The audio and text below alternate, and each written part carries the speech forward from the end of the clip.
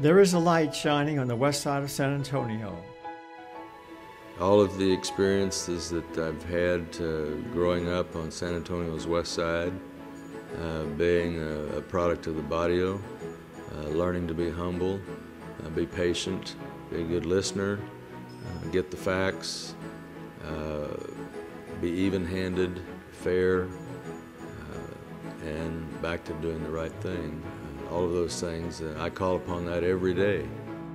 Judge Larry Noll has been associated with Holy Cross of San Antonio since 1959, first as a student and then as an active alumnus and member of the school's board. After graduating from Holy Cross in 1963, Judge Noll attended St. Mary's University, served 3 years in the military, and then returned to St. Mary's to obtain his law degree.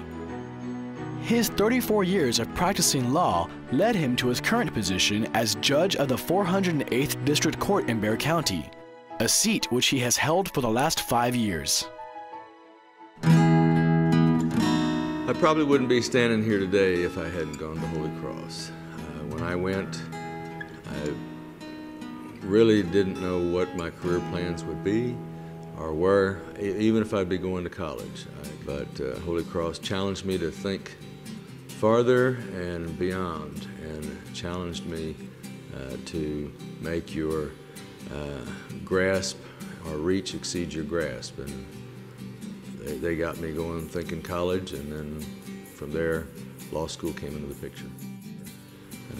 Giving back was always, that was in vogue, and I think it was instilled in most of us to do that. And the brothers certainly capitalized on that message. We did things like canned food drives. We were always involved in giving back to the community. Even though most of us at Holy Cross didn't have much, we were taught to give what you can.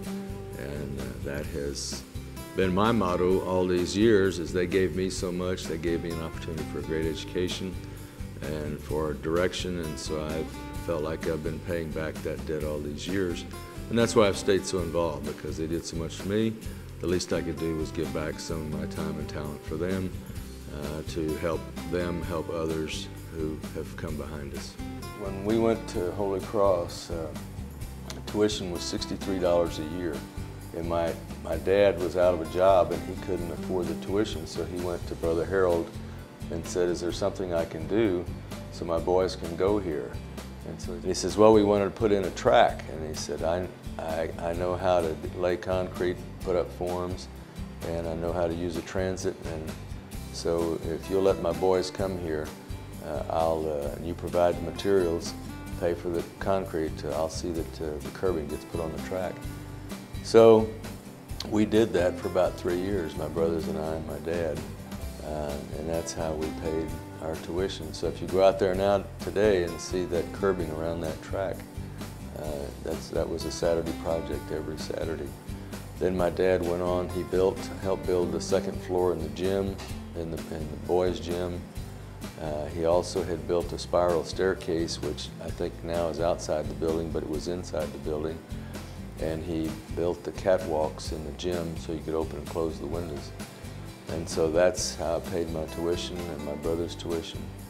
And that's how we were able to go to Holy Cross. They gave us so much, so the least we can do is give back to them, to help those who follow us, because there's still a need to help give everybody an option, an opportunity to get a great education, Christian values, and just overall footprint for how to conduct your life. They're all under very strict instructions not to make any markings after a concrete pour. Well, I held it until the last pour, which was in 1963. And so I put my name there knowing full well that I was going to have to pay the price. Well, when he found it over the weekend, because it all dried up and he couldn't change it, on Monday morning I had to go into the principal, and back then if you got in trouble you had to write the code. So after school for that whole week I had to write the code, I don't know, 100 times or 50 times, whatever. But I knew that I didn't care at that point. There was so much had gone into that track and so much work that I had to do something to make a statement, and I did, and I paid for it. Constantly challenged you, made you think, challenged your values, imparted values, gave example, and I'd have to say that the congregation of the Brothers of the Holy Cross probably is the most influential group that I have ever run across in my life. The light in the west side, Holy Cross of San Antonio, shining for the rest of the world.